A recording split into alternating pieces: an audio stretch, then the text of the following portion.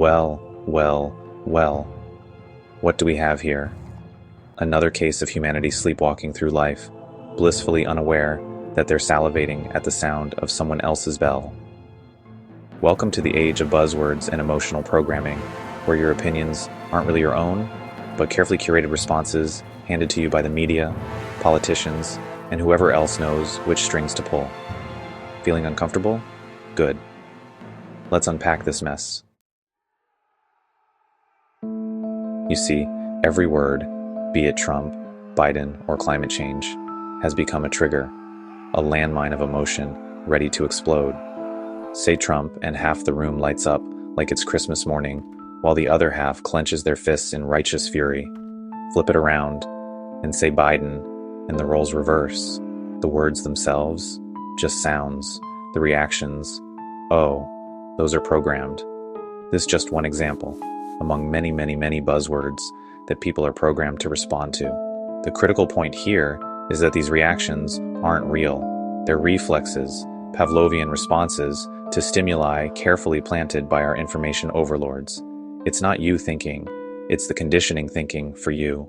And if you're retreating to some smug corner of apathy, claiming you're above all that, congratulations, you've just found another flavor of the same programming.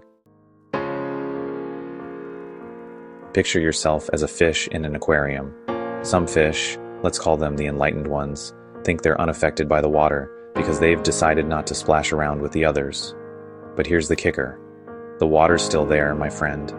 It's the environment you live in, and it seeps into everything. Pretending it doesn't exist doesn't make you above it. It makes you blind. Now, let's talk about what this does to our society when everyone's reacting on autopilot.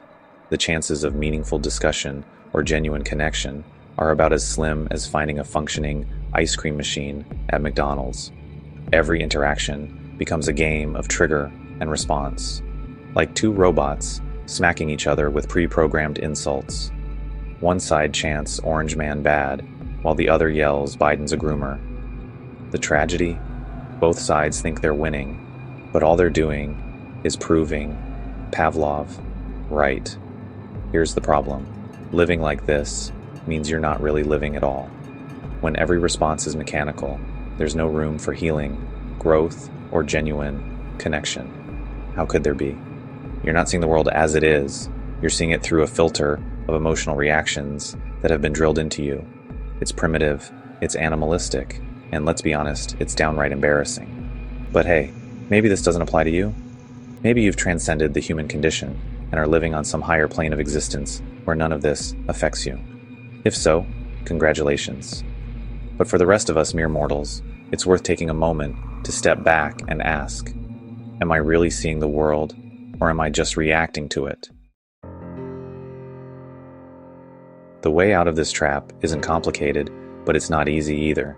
It starts with self-awareness. The next time you feel that knee-jerk reaction bubbling up, be it anger, joy, or smug indifference, pause and ask yourself, why am I reacting like this? Is it because of something I truly believe, or is it just a program running in the background? If you can do that, even for a second, you're already a step ahead of the game. You're no longer just Pavlov's dog. You're starting to become something more. The world doesn't need more people salivating at buzzwords. It needs people who think, who discern, and who connect. So, stop barking, start questioning, and maybe, just maybe, you'll find the clarity you've been missing.